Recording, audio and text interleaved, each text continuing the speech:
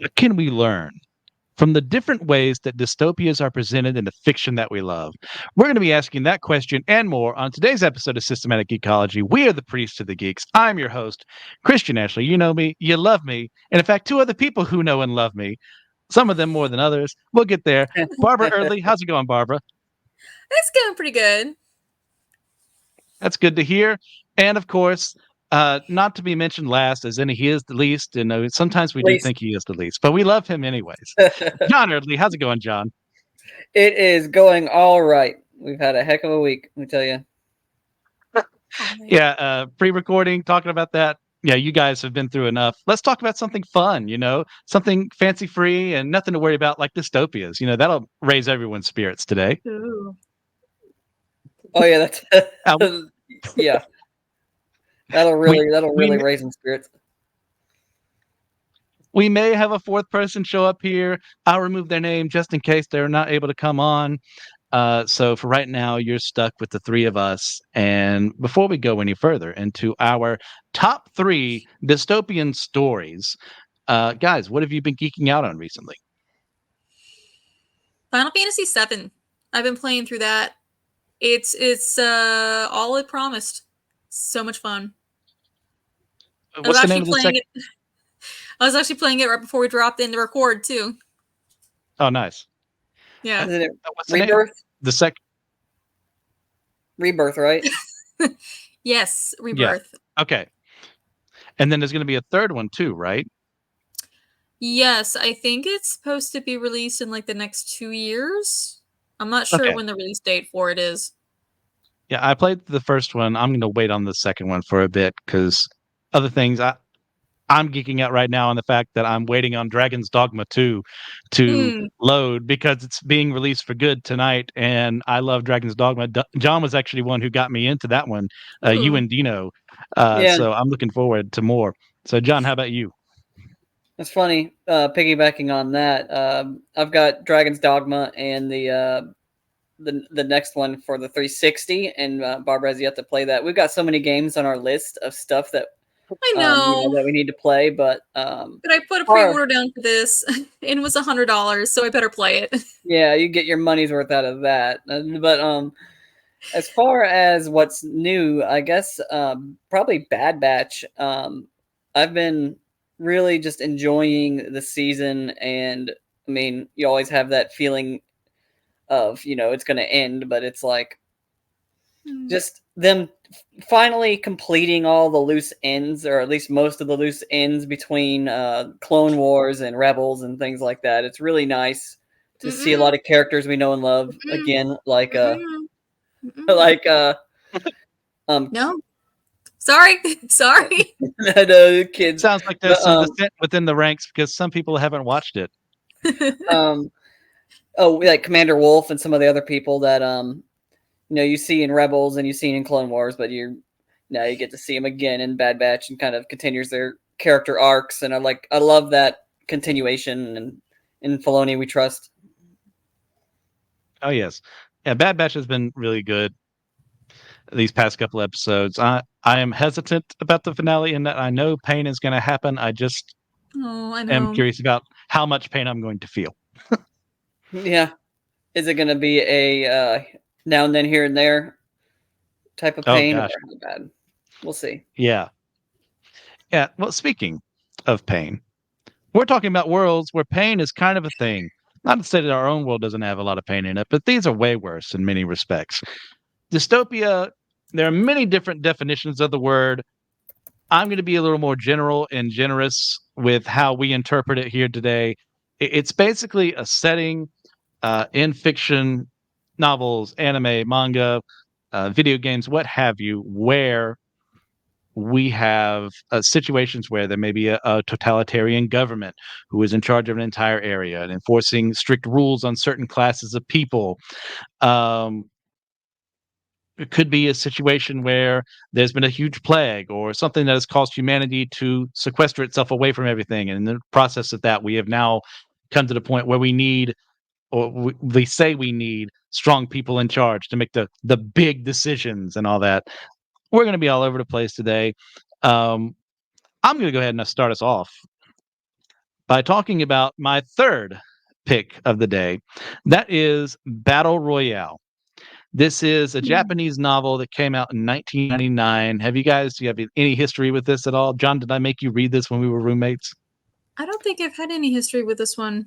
It's familiar. I remember you mentioning it. I don't think you forced me to read it. You Okay. did. Well, I must really I did hate you live then. vicariously through. I did live vicariously through you, watching you play a lot of video games. But no, I'm not familiar with that one.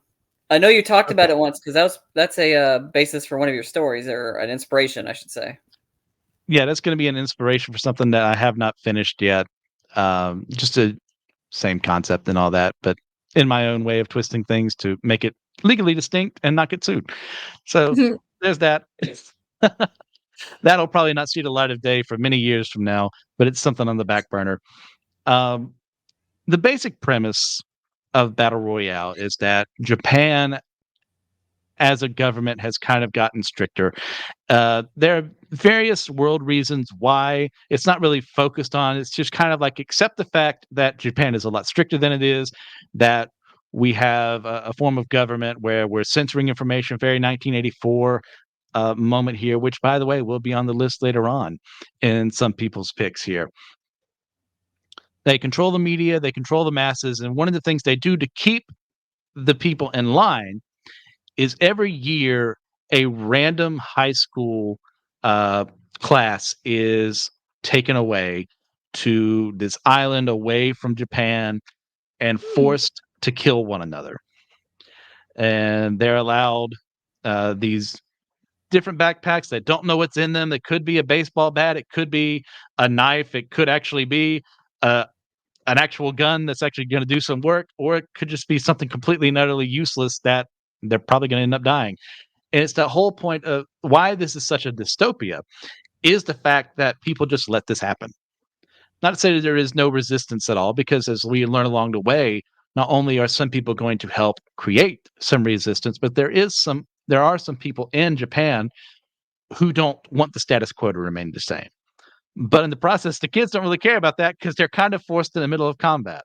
So we'll have people who were formerly friends try to murder one another because only one person can come out alive, and that person is then given gifts by the government, is kind of like exempt from being a part of it again. Like ideally, they're not supposed to be randomly selected again. Although there's some twists and turns along the way that I won't spoil that I really do enjoy. So, what is a story like this? Even though you guys haven't read it, what does it like say to you?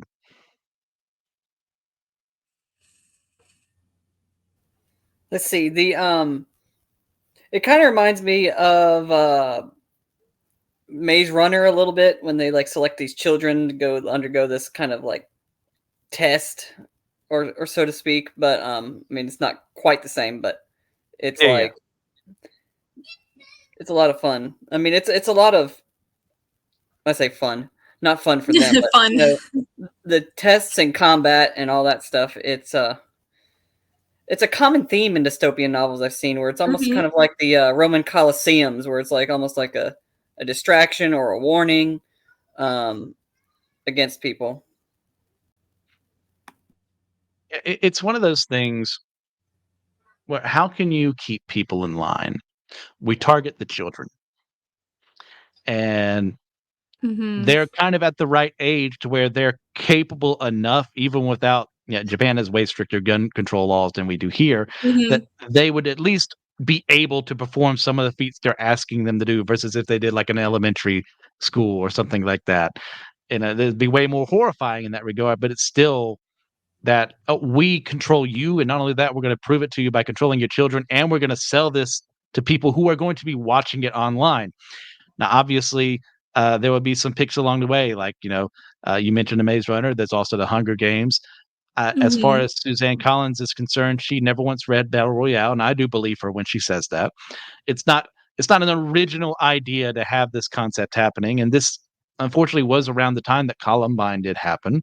I don't think that he was influenced by that because I think it happened. He was writing it before that occurred, but it kind of speaks to that whole sense of your school shootings and stuff like that as well. Barbara, did you have anything you wanted to add? I was gonna say it did remind me a little bit of the Hunger Games. because like the setting more so, like on an island, you're like by yourself. And then the fact that they're given like items to use on the island. It could be like a bat, it could be because like in the Hunger Games, I know they use like plants and poisonous berries and whatever, like the surrounding area, to their favor, to their unfavor. But I know a lot of dystopian stories have that similar, distinct, like main plot point almost. But that's kind of what sparked my interest in the first place. Yes. Yeah, I would say if you guys haven't read this story, it is tremendously well written, a lot of fun. John, you had something you wanted to Mhm. add? No, it's just I remember this short story we were forced to read where it's like a lottery system where somebody was basically sacrificed from the society. I forget The what it lottery. was. You know what I'm talking about? Is that what it's called? Shirley Jackson. Yes, but where it's like always a this is how they keep society going, how they keep people in line, and some people I guess would support the system or seemingly support the system, but um, this is their in this universe, this is their way of controlling society and grabbing a whole high school class. That sucks. I mean, how would you like to be selected for that? It's like, oh my god, you were gonna dump you into the world of the Maze Runner and you're gonna fight for your lives. Have fun. Yeah, it's this twists and turns of like, hey, I used to be friends with these people. Can I still say that in the midst of this conflict? Can I make alliances with people knowing that only one of us is going to make it out of here alive? Like Mm-hmm. the way they play all those character conflicts is extremely well done. I really love this novel. The movie is pretty good too. It misses some things, but overall the movie is fine. Hmm. So we're going to go on to our next pick, which uh, is 1984. Now, Mm-hmm. John, was that your pick? Yes, that was one of my picks, and I know me and Barbara had kind of a similar picks, but I let 1984 is him pick it. definitely mine. Yeah, yeah. Real quick, Barbara only had two on her list My third because one she was hasn't going to read that be much. 1984, but Yeah, when he told me dystopian that, I literature. was just like, just go ahead. For the sake of it, I'll combine the two of you for this one. Okay. So both of you have your say. Go ahead, John. Sorry to interrupt you. No problem. You can interrupt me anytime. Your Yeah. sarcasm and everything's always more interesting than what I have to say. But anyway, 1984 is just the classic dystopian. When you think dystopian, or you want to compare world politics to a communistic utopia or dystopia, 1984 always comes to mind, and you always think of there's always some quotes that you can pull from it that always seem relevant in whatever situation or whatever media you might be critiquing. You can always bring up Big Brother is Big Brother watching, is or watching. the party is always right and there is no war and bossing say, you know what I mean. It's just a classic. It really is a classic. Mm-hmm. Mm-hmm. Barbara. No, I agree. It's always like, having the feeling that somebody's watching over your shoulder. It's always like the feeling of like technology is always there, ever present, you're never alone kind of idealism. It's creepy in a way, but it's also for a lot of people necessary. But it's definitely a classic because I remember reading it several times throughout high school, actually. So it's, not necessarily forced on society, but it's always there, kind of. Yeah, for this one, it was actually surprising. I was never once forced to read this. I did it on Really? my own in high school. That tells you how much of a nerd I am. And Nerd. this is one of the yeah, it's one of those it's always on lists, and I was looking like books that you have to read. I remember doing that in like high school, and it was on a lot of lists. So I said, "Sure, I'll pick it up." And it blew my mind. I think it really helped the fact that I was not forced to do it. I chose to do it so I Hmm. could spend my time with it. I didn't need to write an essay on it. I didn't need to pretend that I understood about the themes, about whatever the teacher wanted me to think. It was really nice. As I know we've all had to suffer through that before. Yeah, yeah, Write a 10-page essay on a book that you don't care about. Yeah. yeah. Yeah. But it changed some of my thinking about, government and stuff like that and how control can happen to just about anyone. and you get to double think, and you get to, we've always been at war with Eurasia, and then we've always been at war with East Asia or Oceania, which one we're involved with here. I think we're in Oceania in this one. It's been a while since I have read it, be Yeah. perfectly I think honest. so. It's been a while. Yeah.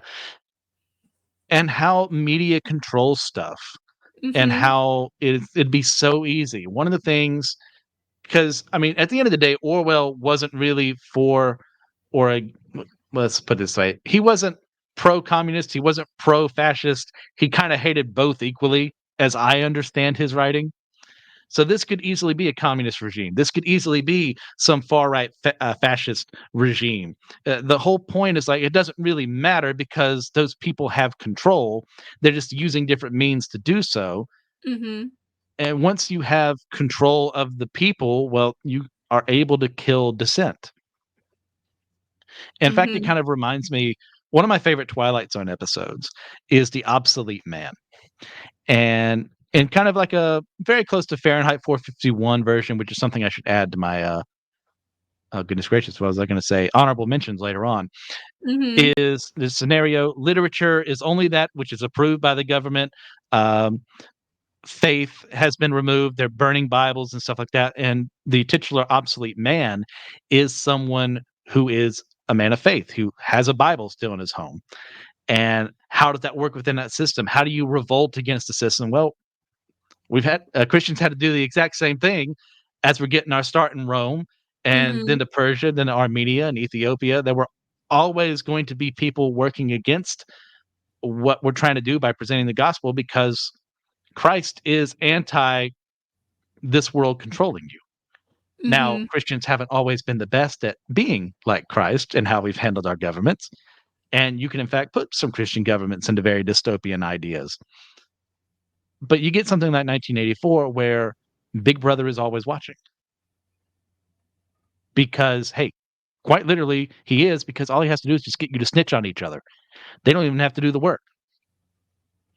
Yeah.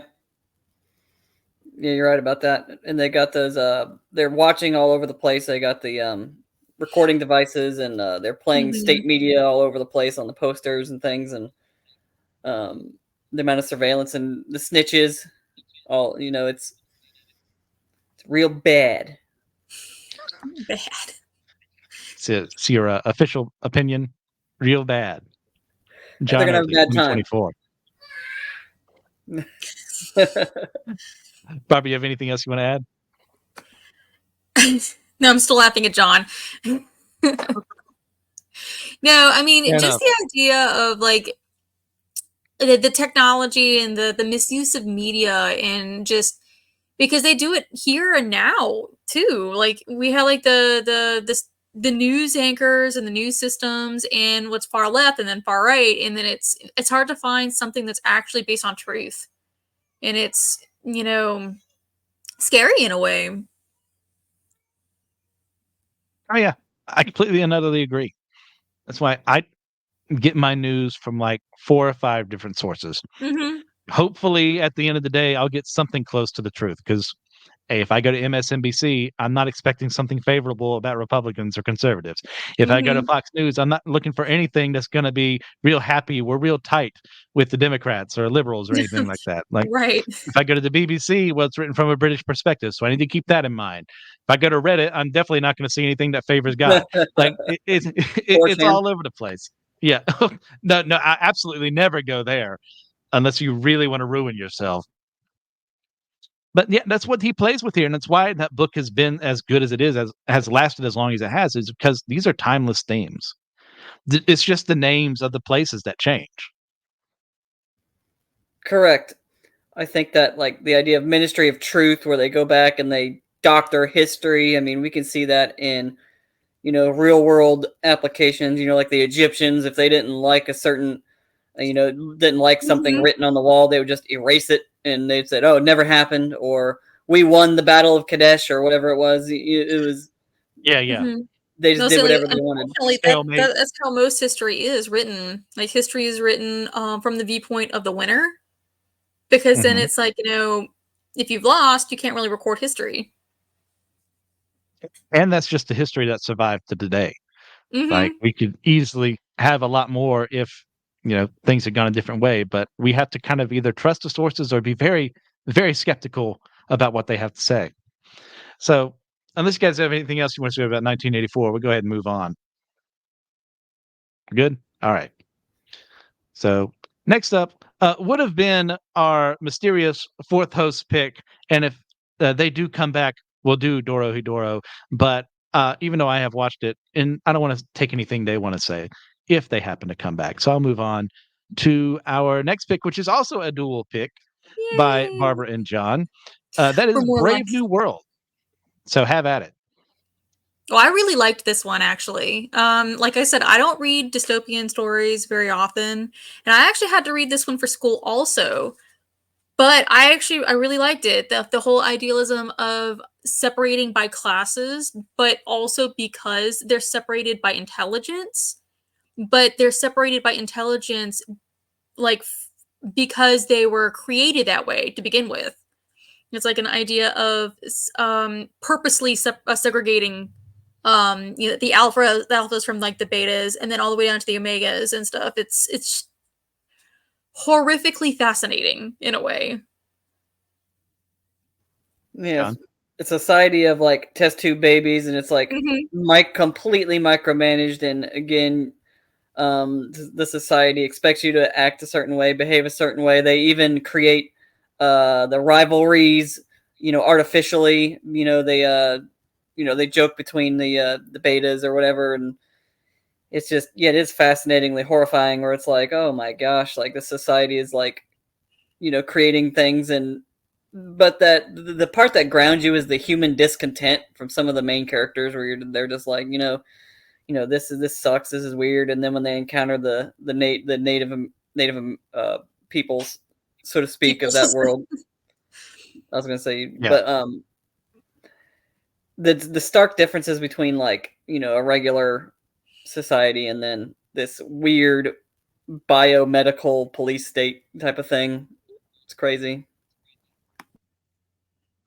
It this was another one I surprisingly was not forced to read this, so I read it Really? on my own. Uh, Nerd. no, blame the North Carolina school system, I suppose. Huh.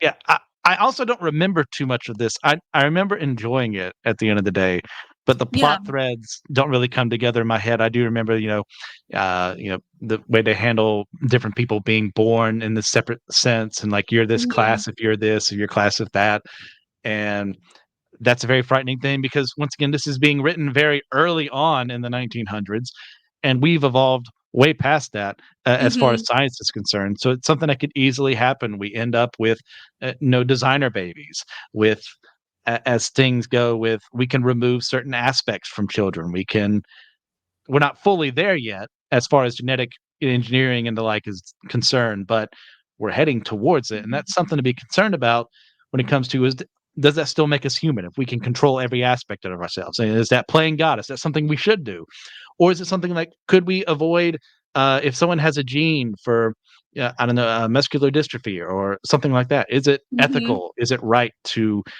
remove that possibility from their bodies?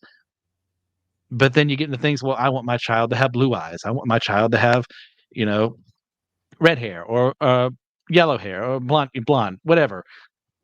And then you get to scenarios like this where everything is controlled. There's only these approved literatures that you can have. Like, I think, isn't it Mhm. Shakespeare that's kind of been, for the most part, banned? And Most of them, I think, yeah. yeah, but it's okay if we have Freud, who I think isn't he referred to as like our Freud and like uh yeah, Henry Ford is like kind of like this messianic figure. They call him R. Ford instead of Lord. Oh yeah, and then the years are counted as like after Ford or whatever. Yeah, it's a wild ride. Is there anything Yeah, else you want to like take from that? yeah. Go ahead, John. I was gonna mention, that everyone takes these like drug vacations. Like they've got everybody like drugged up Oh, on the Soma, and they I go on these remember like that, Yeah, trip yeah, and then it's, vacations. they encourage, like, however many partners you have, like, sexual partners, and they, like, keep tallies of however many they have, and they're, not encouraged to stay with one specific partner for too long or else they get bored, And it's crazy to think of that because I mean, John and I've been married for 11 years. So we never had another partner. And it's like I get embarrassed when somebody talks about, having a boyfriend for less than a week or something. But it's like it's crazy to think of something like that. Yeah. And you can write whatever scenario you want as an author in that sense. Yeah. If you want to focus on sexuality, you can do that. If you want to like completely disregard it, you can do that. And one of the things he does there is with that, and also with like the body as a whole. Soma is from the Greek; it means body, and the drug in this world is just used as a way for people to escape from reality for a little bit, as a way of Mhm. placating the masses. All Yep. right. Well, unless there's anything else, I think it's time to be hitting the old dusty trail into the next topic, Mhm. which I think might be TJ's. Oh, sorry, I said his name. No, it's me. Uh, Stephen we're King. at The Stand by Stephen King. Now, Hmm. I know there's going to be some people out there. This is not dystopian. Let me argue for it. This is primarily post-apocalyptic. I will grant you that. But the dystopian does come in here. For those of you who have never read Stephen King's The Stand and like, what are you doing? Like, stop listening to this. Read all 1,100, 1,200 pages and get back to me. I expect Yeah, a I'll full have book to. report in the morning. I like Stephen King, so. Yeah, it's actually the first novel I ever read by him, Hmm. which just shows my English teacher knew what I liked and decided, if you want to start with Stephen King, and I know you like reading long things, start with this. So shout out to Long you, things. Michael. You're the best. My sister Ulysses. might And actually have a copy. yeah, no, I would never read Ulysses for fun. I saw what Niles, friend of the show, Niles, had to go through for Mhm. his class. And on principle, out of solidarity for my brother, I will not read Ulysses.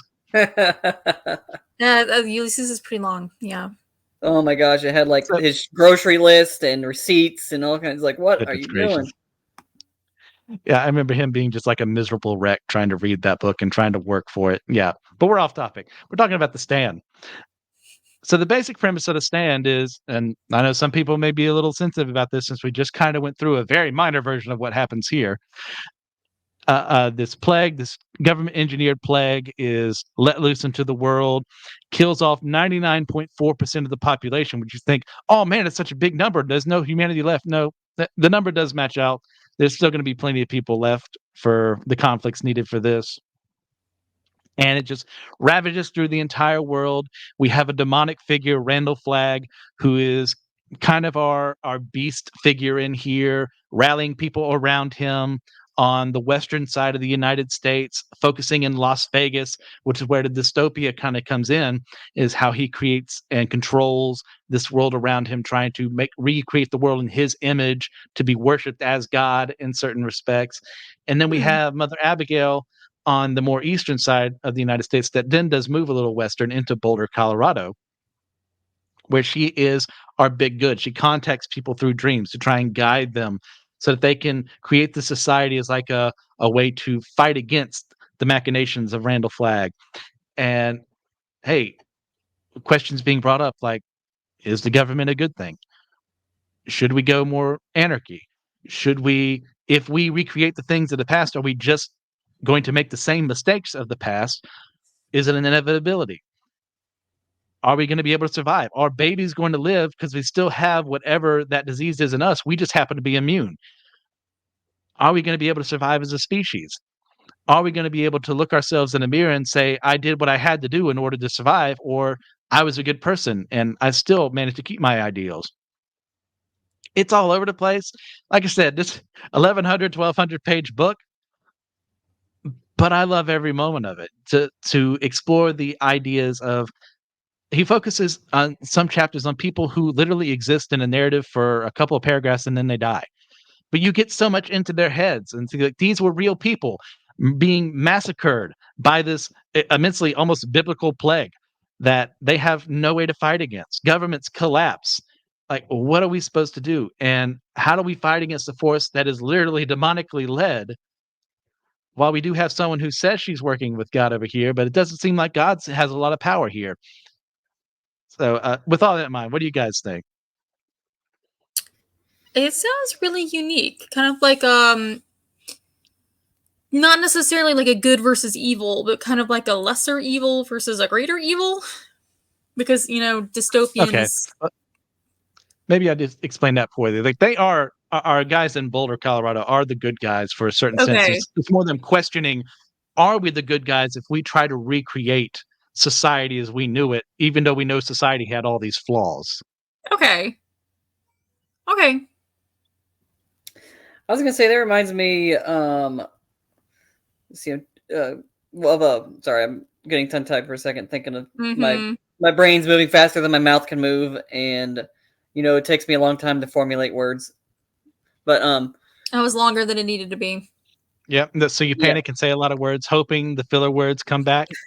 Yes. exactly. That's exactly what happened. I was like, oh my god, I lost It's my called thought. Panic Ramble. Gotta pull Yes. it back. No, Fallout. It reminds me of the Fallout video games where it's kind of Yes.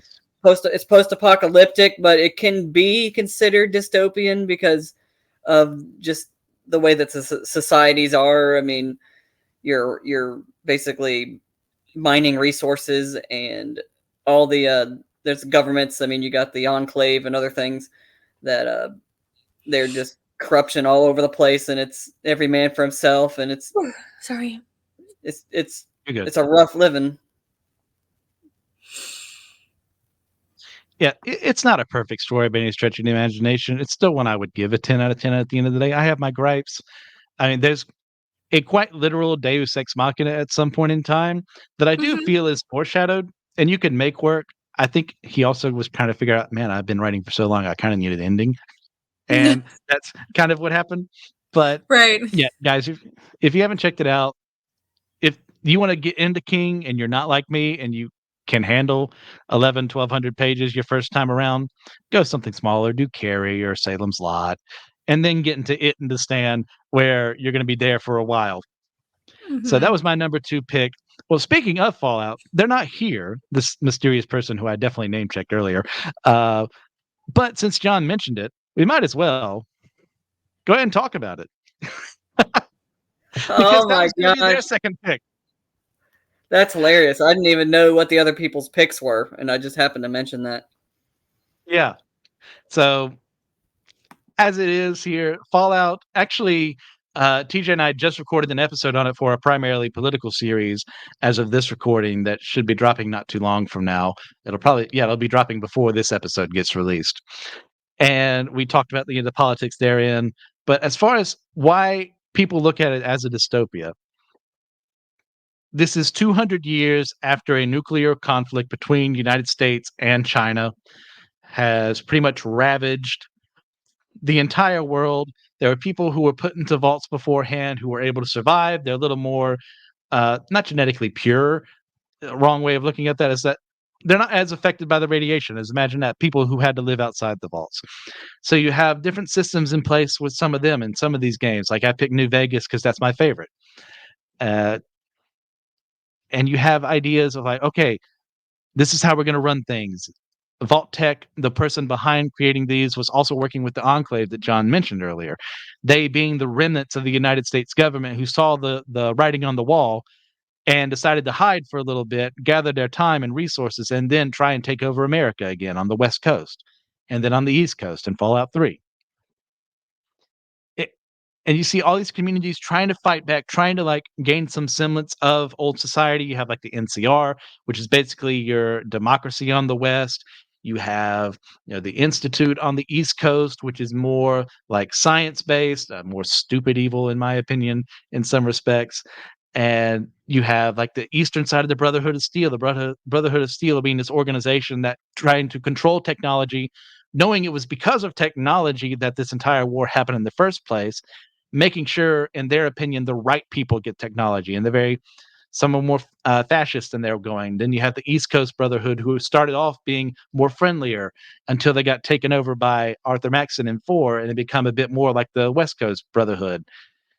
It's all over the place. There's tons of different things we could use for this. John, do you have anything you want to say? I just have a lot of very strong memories of you playing this game for hours and hours and hours on end, and hearing the song of, was it The Big Iron on His Hip, just playing over and over in my head from when we were in Oh, college. yes. Oh, so good. Barbara, I'm guessing you never played. No, I've never played it, but it's on my very long list of to-play games. Hey, that list never seems to go down no matter how much you play. I get it. No. There's just so much you missed out on, being young and poor and not having the newest gaming system right when it came out. I get it. Yeah. But if that mysterious fourth person were to show up here, I'll let them talk about it. But we've moved on from there to our top picks. But before we get there, does anyone have any honorable mentions before we get to their number one pick? Definitely the Maze Runner is an honorable mention for me. Okay. It's a again kind of a post-apocalyptic, but it is kind of dystopian, especially when with that one city where everyone's living in like a utopian paradise and everyone on the outside is like ravaged by this disease and trying to break into this and punish the rich, the whatever society, aristocrat. Whatever society. The word escaped me. I was looking for aristocrat, but I was thinking Democrat, and I'm like, Words fail well, you, I huh? guess whatever. Yes, the Whatever Society. This is my favorite part of the Maze Runner series. Words Barbara, have that been escaping memory of me. anything? I can't remember the name of it. There's a short story that I read in high school, also required by the school, but I would have read it on my own anyway. No offense. But it had the theme of society, all the smart people with a higher IQ or anybody who is resistant to the I guess it was like the military or the government had chips implanted in their heads. So then whenever they had an independent thought, like anything independent of what the government wanted, they would either play a loud noise or they would do something for the chip, give them a migraine, and then they would forget whatever they were thinking of. So then that in turn made them equal to the not as smart people in society. Not as smart Yeah. people. And the same with the ugly people versus the beautiful people, where the beautiful people had to wear masks, like these grotesque masks, and the graceful dancers had to be weighed down with weights and all sorts of stuff. And then it was like the theme of the story is this really ugly guy ended up breaking free from that, and he took a dancer who was forced to wear like all these weights and a mask, and they broke free from that. But then once they broke outside of the building that they were in like some sort of news station. They ended up being shot. It was very sudden at the very end, but it was like it just the idea that like the government wants us all to be the same instead of independent and having original ideas and thoughts. It was just kind of scary in a way. It was a very good story, very well written though. I just for the life of me can't remember what it's called. Yeah, I'm fairly certain I haven't read that. Otherwise, I would have looked it up Yeah, to it's a get very good clarification. story. I cannot remember what it's called. I'll have to look it up when we're done here. Because now I want to read That it did again. jog a memory. I've got. Are you saying that? Oh, go ahead, John. I was gonna say I got one more honorable mention, but you finish your Yeah, thought yeah, first. yeah. Oh, Okay. Well, it's one we all share, one that brings back happy memories of our junior year at UNCW in English class, and this magnificent story. The ones who walk away from a Malus, where the Yeah. general gist of the story is that there is a utopia out there where people aren't worried about anything. They have all the food they need, they have all the the water that they need, all the supplies they need, at the cost of a single person, kind of and essentially taking on all their evil and sin that lives in complete and utter darkness and misery. And the reason why we would all find this funny is You're because we laughing. were asked by our professor. I was asked directly by a professor, and he pointed at John, not knowing that we were friends. Could you live in a society like this, knowing that he was the one who had to suffer? And I looked him right in the face and I said, absolutely yes. It's perfect. It could not have been better. That Oh was my so funny. gosh. He gave me a look. He was like, I don't know about that guy. This was when Kill John was still ongoing. Oh, yes. Oh So my goodness, the you general guys.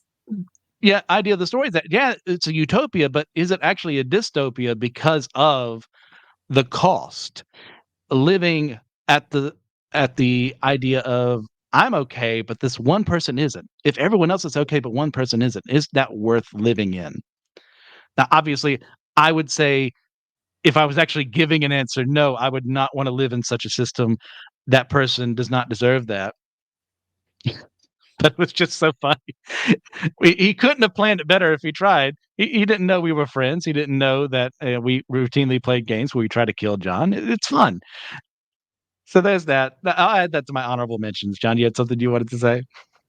No, I just Kill John needs to be brought back in this stream. The Oh, I know it yeah. used to be an ongoing running gag all the time, and we really disturbed our Christian college mates every time we started playing it. They're just like, "What's going on?" I had Eddie pull me aside one time, being like, "Do you hate John?" No, oh gosh. No, let me explain. He's in on the joke. He likes it. It's funny. I like Yeah, the attention. yeah. It, I'm glad they were so attentive to your needs there. They cared about you, so that's nice. Yeah, That they did. basically it kind of just started because once again, we played with Niles back in the day with Risk. Pretty much it was like every Monday night at one point in time, and Niles and I kind of just figured out, oh, we keep like at this where we've kind of got this thing going where like you would win and I would win, but John might win every now and then, but mostly it's Niles and I winning. And the winning condition was whoever killed John's troops first. So that just got split out from there to like every single thing we would play. Even our literature sentences in our editing class, we ended up including "Kill John" in that, and we disturbed our teacher. And they had to change the rules of the program to make sure they didn't talk about students That's anymore. right, because I took editing after the two of you, and he actually mentioned that in my class, you guys. He did. I No, died you like many horrible please. deaths. It was glorious. Okay. So with all that in mind, now we've gone on tangent after tangent. I'll give my honorable mentions, and I have quite the list. Imagine that. So, in no particular order, Planet of the Apes, Oh, yeah. Attack on Titan, Blade Runner, Swan Song, Robert McCammon, Days of Future Past, great X-Men story, The Promised Neverland, Samurai Jack, Logan's Run, the Book of Eli, Ghost in the Shell, and The Road Warrior. I've got one more. Okay. The What? What? Island. One more? The What? Island. Oh, The Island. That's a good one. Okay. Now, with all that preamble, we're going to our top picks. And that, of course, being Barbara's, her number Yay! one is The Hunger The Games. Hunger Games. Have at it. Oh, I just like the entire plot line was really well written, I think. The idea of taking like one representative from each of the different districts and then just pitting them against each other. And then the wrench that Katniss throws in by actually volunteering to save her sister's life. It's just the sacrifice that she did for her sister was really, really something that kind of reminded me of me and my big sister. Because she's, 7 years older than I am. And so she looked out for me a lot, even when it came to my parents kind of favoring my middle sister. We bonded over anime and stuff together. So it's just like that relationship between Katniss and her sister, and then um, just sitting there and reading the story as the backgrounds unfurled and then the different types of death was really interesting, even though it was kind of morbid at the same time. And then just it was a good story in my opinion. And I don't really get too excited about things very much. Yeah, this was one of those. I heard about the movie coming out, Mm-hmm. so I went and read the book first, and I think Catching Fire was out at that point in time, Yeah. and like r- not rushing, just went through it. It's like, oh man, this is so much fun. I love the idea they're building here with like the 12 districts and what's left over of America, some Mm-hmm. being more economically well off than others. So you have like Appalachia here is like District 12, the poorer, the coal miners and all that mess. Mm-hmm. Playing to real life things as well there. You have, Panem, the name of the country coming from the Latin term panem at circuses. It ends up translating as like bread and circuses Yeah. that comes from the Roman idea of if we give the people enough entertainment, we have bloodbaths in the arena in the Colosseum from gladiators fighting, or we have actual naval battles fought in the Colosseum, or chariot races, or what have you. As long as the people's attention is focused here and they're placated in that regard, they can bet on whatever they want. Well, they're not going to worry about what I'm doing over here, taking their Exactly. freedoms away from them. Like, is extremely well played here in how the capital handles that. Yeah, it's almost like, distracting the civilization with your left hand as to what your right hand is doing, kind of. Yes. Yeah. John, you have something you want to add? I haven't read it and I haven't seen the movies, so I am unfortunately Boo! completely out on the limb here.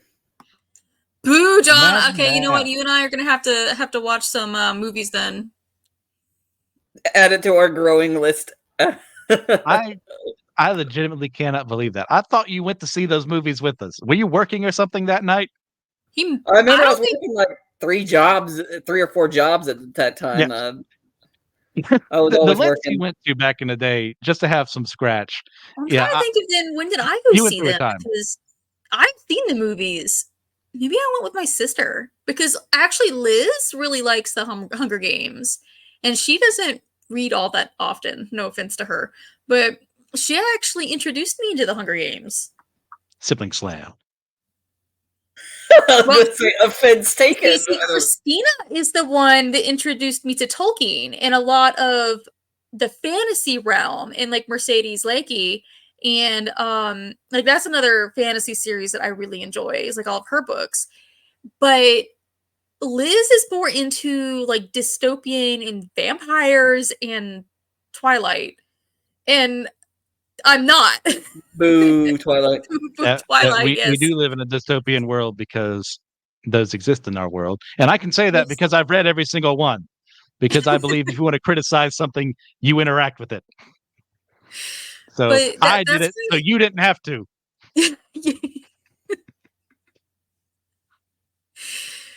Sorry, I got you off track. What else about the You Hunger Games? did. No, I'm Really, like like, blanking. really, like brings you to it as a series.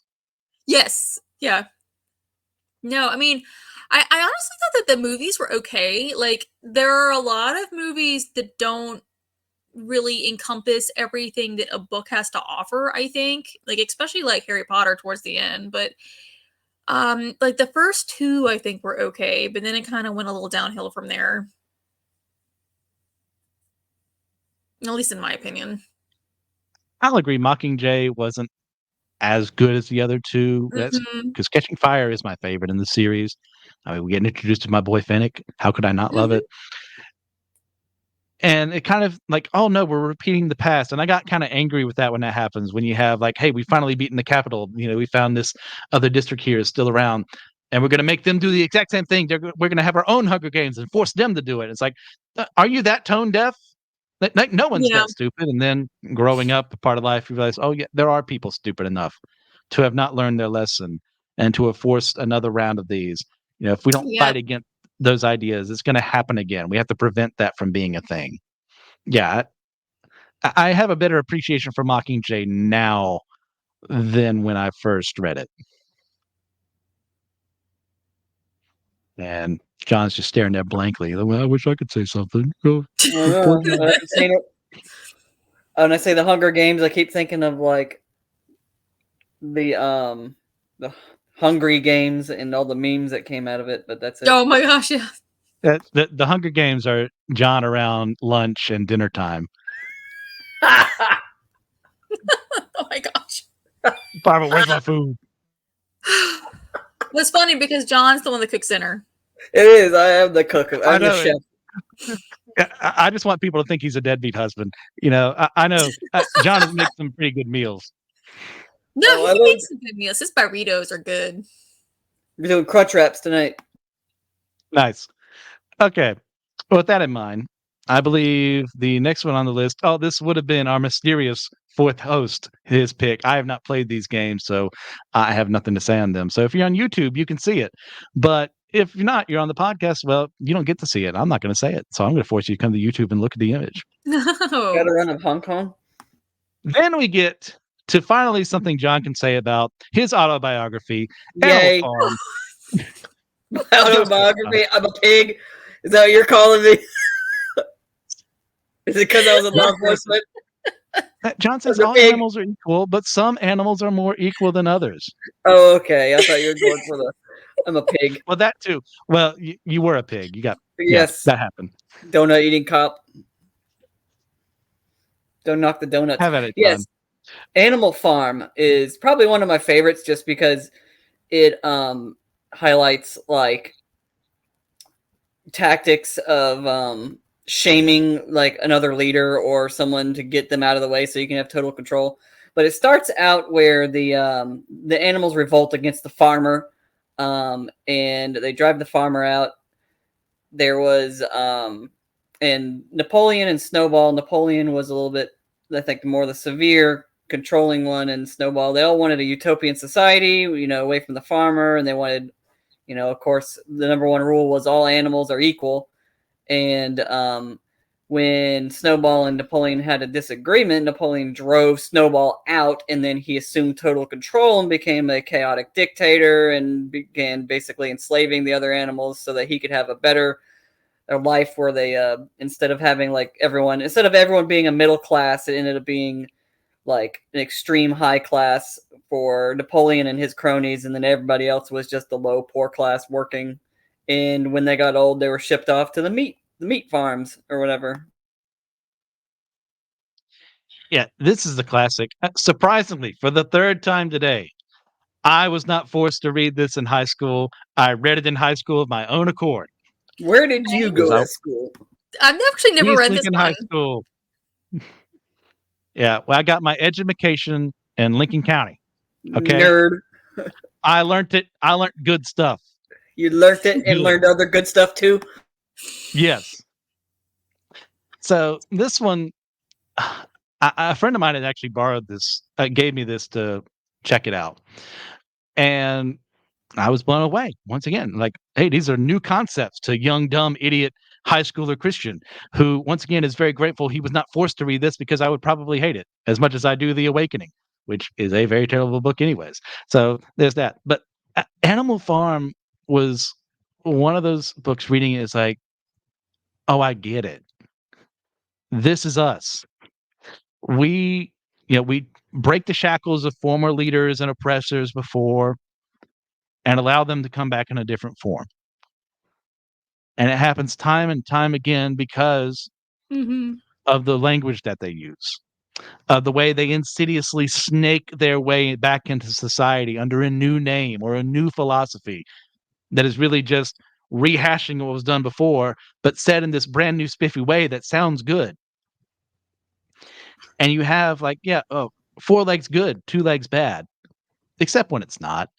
And, then we have humans helping out. It's okay, guys. They're not the farmer. You remember the farmer. We hated the farmer, but these guys, they've got our backs.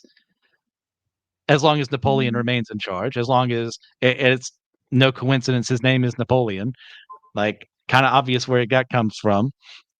And leading these other animals to the point where they end up in the exact same scenario before. Really, the only thing that's changed is Napoleon is on top and has become essentially the man in this instinct, in this way, and that he's bringing devastation. He's bringing control that they didn't want. They wanted to be free from it, but people are sheep or animals sometimes. and we let these things be recursive. Yeah, and it was much worse for the society, because they built all these like machines, a windmill, and all this other stuff, and they were ended up forced to do hard labor, and and of course they blamed all their problems, everything, and they just threw shade at Snowball and blamed everything on Snowball, even though Snowball had nothing to do with it, and they were originally partners in the deal.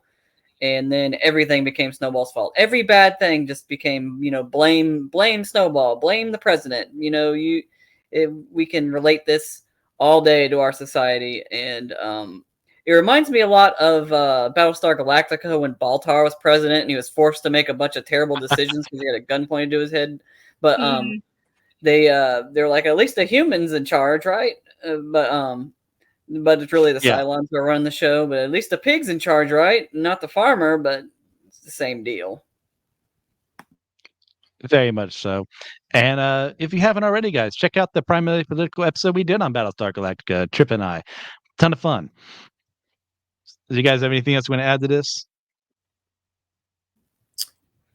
No, not really, since I haven't read it. You haven't read it? Okay. Oh, No, I read something you haven't. Yay. You know what, for Barbara? once. That's okay. It's okay that you haven't read this. I would be very upset if someone else here hadn't read it. I know I get the negative points. No, wait, it was always I stay even. I stay even. Yeah. Yeah, we had another system where an ex-friend of ours now, he can only stay in the negatives. John could only stay at 0, and was always positive. No matter what bad thing I did, there had to be another compliment. So that's that. As you can see, it's always been about me. I can't imagine why. But That yeah, inflated solid ego. first pick, John. Like Animal Farm, like that's a reason we do keep reading it over and over again. It's a fantastic story, one that is just as applicable today as it was when it was written. Now, on to something completely different. My number one pick, 20th Century Boys by Naoki Urasawa. Now, if you've been watching this on YouTube, you've seen the appellation I have underneath my name, Enemy of Friend. This is why. Not because I'm making a pun, but because it makes sense in context here. So, gather around, children. Let me tell you a tale of 20th Okay. Century Boys. This is kind of the magnum opus of Naoki Urasawa, who started writing this around the beginning of the new millennium, just a couple of months before. And it takes place over different times. There's this parts in the 60s and 70s. Then we get into 90s, the 2000s, and into 2015, I think is where we kind of end up near the end. If I'm remembering correctly, it's also been a while since I've read this. But part of the process is the main character had a group of friends, a bunch of guys, one girl. They would always work together. They would talk about the anime they were watching, or they talk about the tokusatsu shows. They pretend to be Ultraman for the day, and they'd have all these grand ideas, like kids do. Of we're going to be big out there. We're going to change the world. We're going to be heroes one day.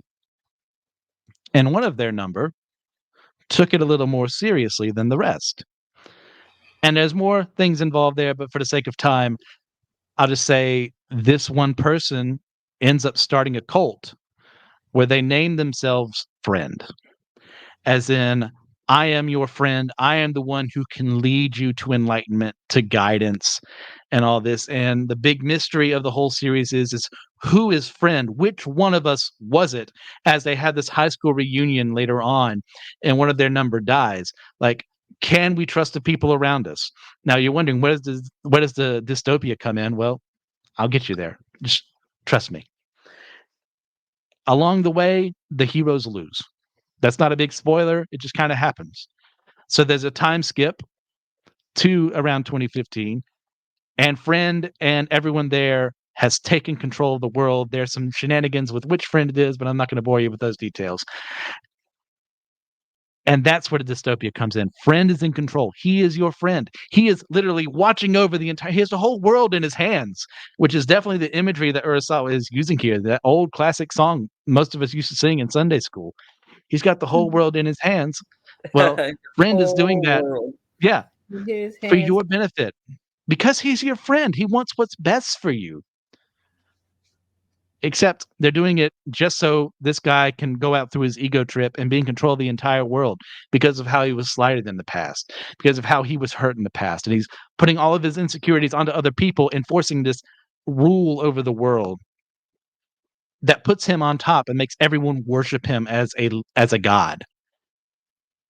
And then the people who are remaining after the initial loss fight against Friend and try to find a way to take him down.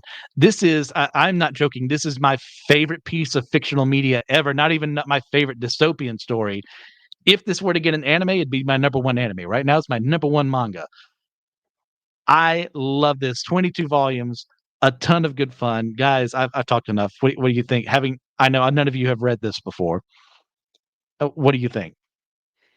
It sounds intriguing. I mean, the fact that, a child has this mindset of like, this is what I'm going to do when I grow up, and then he actually achieves it. But it's not something like becoming a doctor or a firefighter or something like that. It's becoming the ruler of the world. It's sounds really interesting. Sounds horrifying. Sounds like, So I go with interesting, you go with horrifying. Sounds like Thanos, but on like a smaller scale of just like Earth-wide scale, where it's just like, I'm going to, control society and make everyone, Bow before me. Yeah. Yeah. Yeah. I could gush about the series. I would love to do an episode on it, but I need to have someone who's actually read it with me on the episode because it couldn't just be me talking. I could do Somebody that, but would could. it be that interesting? Probably not. But like when I think of dystopias, I think of different scenarios like who is in charge? How horrifying would it be in that scenario? Yeah, sure, it'd be really horrifying to live with only 99.4% of the population around for the stand. But what if everyone was still around and out of the billions of people on the planet, I was one of the few people saying no? This is not how things are supposed to go. That horrifies me. And yet it's still a fight worth fighting.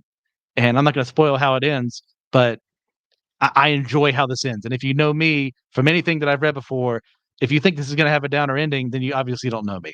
So that's that. Everything to say, those are our top three. Our unfortunate fourth host, our ghost host, does not exist, never existed apparently. Ghost So it's host. just going to be the three of us. So, with all that in mind, guys, as we're wrapping these things up, do you have any recommendations for the audience? If I was going to recommend something, I would definitely recommend some. If I was going to recommend dystopian media, I would recommend like The Island and so I think Shutter Island's up there too. There's a lot of good dystopian things, and like on The Island where they harvest the organs of these clones for the betterment of regular society. Harper? Well, like I said, I'm not really into dystopian stories. It doesn't have to be dystopian. It could be just anything in general. Recommendations. Probably Final Fantasy VII. Like I said, I'm playing through it. It is really unique with all the new little nuances that they put in there. Like I'm trying not to spoil it too much for you, but I like just finished a part where I'm like playing a piano, and I thought I would fail horribly, but it's actually a lot of fun. It's like I'm like a semi-perfectionist where I want to try to at least get A on everything. So I'm like sitting there for like 30 minutes just playing this one piano song over and over again. But it's a lot of fun actually. Very nice. Yeah, I'll stick with dystopian for a little bit. One I didn't add to my honorable mentions, but it's still a really great movie. And my caveat is I have never once read a Judge Dredd comic. I know they're super popular in Britain, some a little bit in America, but the movie Dredd, I think Carl Urban is playing him. It is utterly fantastic. The fact that this movie did not get a sequel is a testament to the fact that this world needs to end at some point in time. It's just great. Like you guys should check it out if you haven't had a chance. But thank you all for listening. If you want to get into this conversation, if you have a list of your own and you want to send it our way, it could be 3, it could be 5, it could be 10. Just go to our Discord, go to Facebook, let us know. Hey, here's what I thought of your list. Here's what I think my list is. Let us know. I'd be happy to read it. Give you some feedback as well, guys. if you get a chance to join our Patreon. So I'm going to shout out some patrons tonight. Thank you for all you do. Ethan Overcash, Austin Nance, and Amber Riley. You guys are the best, helping to keep the lights on here. We literally could not do this without you. But remember, we are all a chosen people, a geekdom of priests.